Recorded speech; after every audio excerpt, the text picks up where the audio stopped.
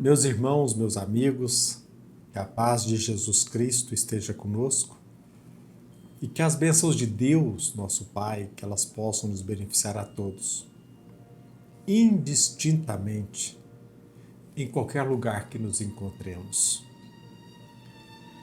Doutrina espírita, Espiritismo, a doutrina que revive a mensagem do Evangelho de Jesus Cristo. O Espiritismo revivendo as lições de Jesus Cristo.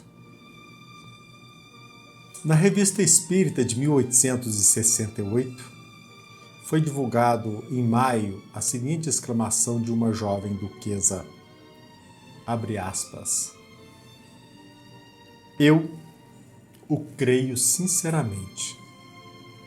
É tão bom acreditar nas coisas consoladoras. É tão bom acreditar nas coisas consoladoras. E nesta revista espírita, Allan Kardec assim se expressa sobre a fala desta jovem duquesa. É tão bom acreditar nas coisas consoladoras. Crer nas coisas consoladoras é o grande segredo do sucesso do Espiritismo. Com a doutrina espírita, meus irmãos, nós aprendemos a não somente crer, mas alcançarmos a convicção.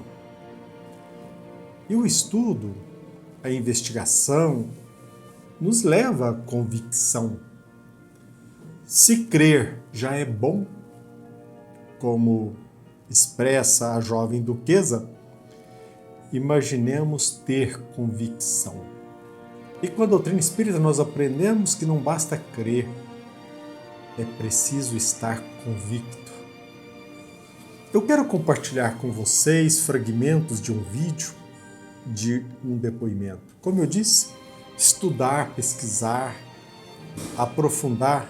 O trabalho de pesquisa nos ajuda a alicerçar fundamentos sólidos para a nossa existência. O estudo, a pesquisa, até mesmo na internet nós nos deparamos com documentários, com pesquisas, com depoimentos. Talvez vocês não conheçam no YouTube um canal conhecido pelo nome Afinal, o que somos nós? Eu aproveito este ensejo para compartilhar com vocês a existência deste canal, se você já não o conhece. Neste canal nós podemos entrar em contato com várias experiências de quase morte. É claro que também em outros canais, em outros livros, nós nos deparamos com vários, inúmeros depoimentos.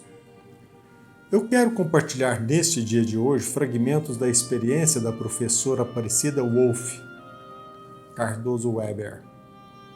Ela passou por duas experiências de quase morte. A primeira há 34 anos e a outra há 32 anos.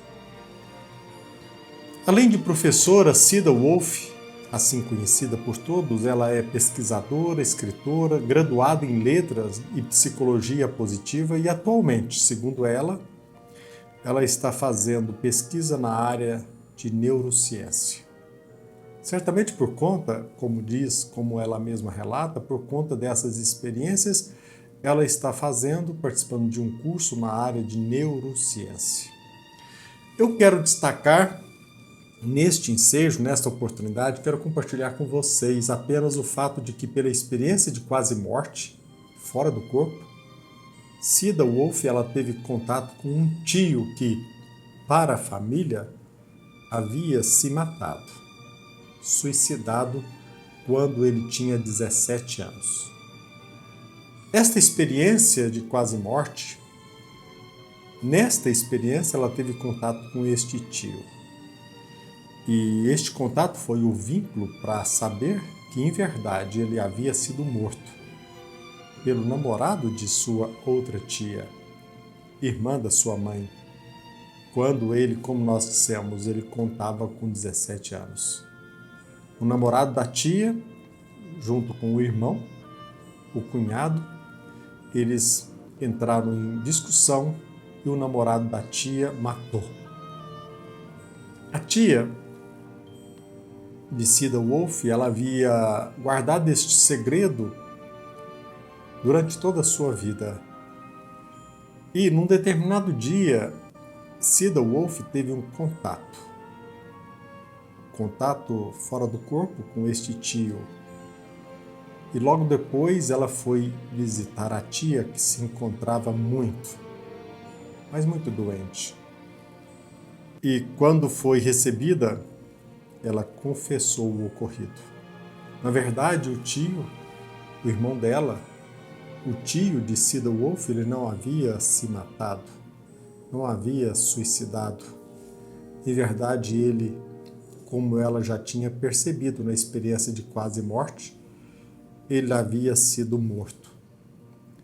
Ou seja, por esta experiência quase morte, ela teve contato com aquilo que aconteceu na realidade. O tio não havia se matado, mas havia sido morto pelo namorado da tia. Logo depois que confessou, logo depois de ter confessado, a tia entrou em coma.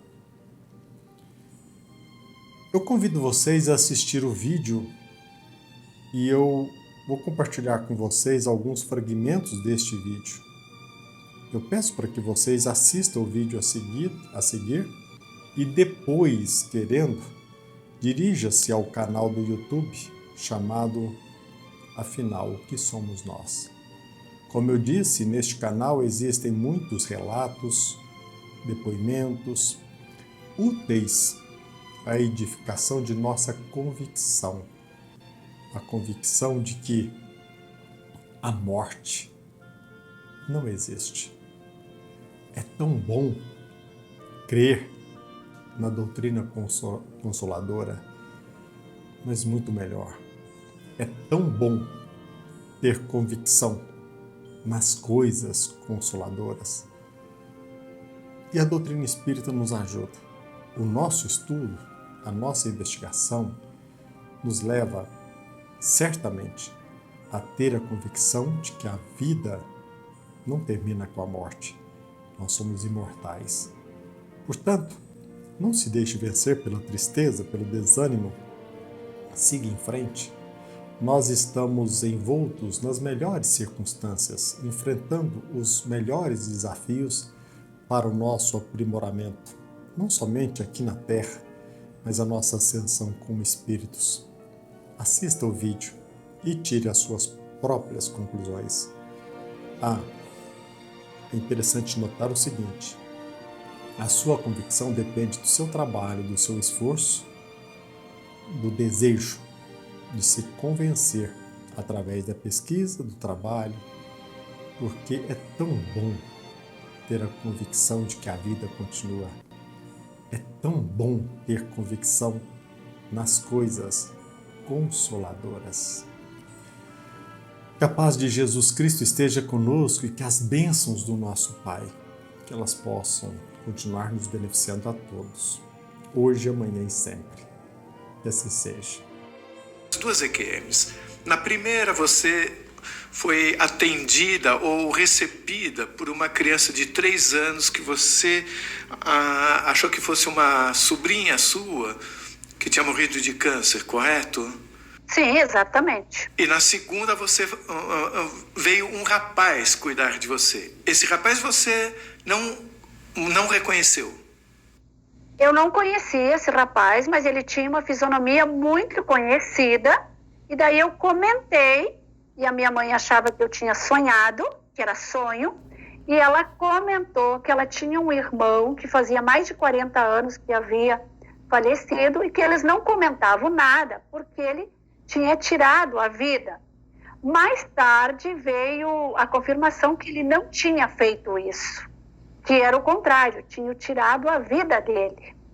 Você comentou da primeira experiência sobre 2 cordas ao lado de uma cama e que você não entendeu isso quando você viu. Depois você entendeu?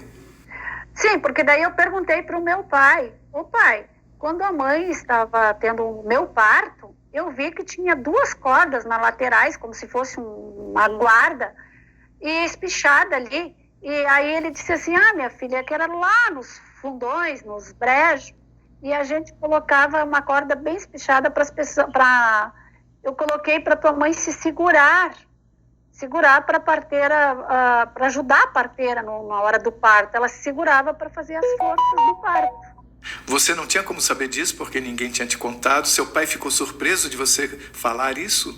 Ficou muito surpreso de eu ter comentado isso.